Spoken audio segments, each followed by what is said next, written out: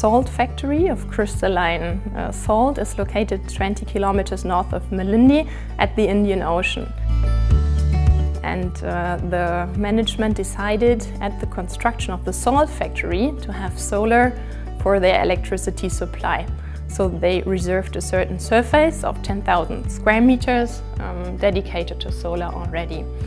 We have installed 1 megawatt of solar power with sunny TRIPOWERs and fuel-safe technology. So standard SMA products which are reliable for tough outdoor conditions. The owner, so the salt production facility, can reduce its electricity bill by 25% permanently. The main challenge in the project was the isolated location and the restricted availability of special components, such as, I give you an example, outdoor Ethernet cable.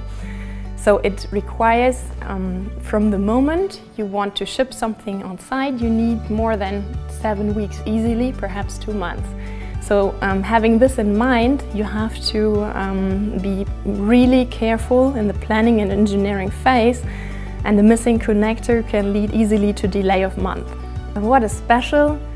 It's not special at all. So we can build on the megawatt scale power plants in Kenya. And that's the main takeaway for me.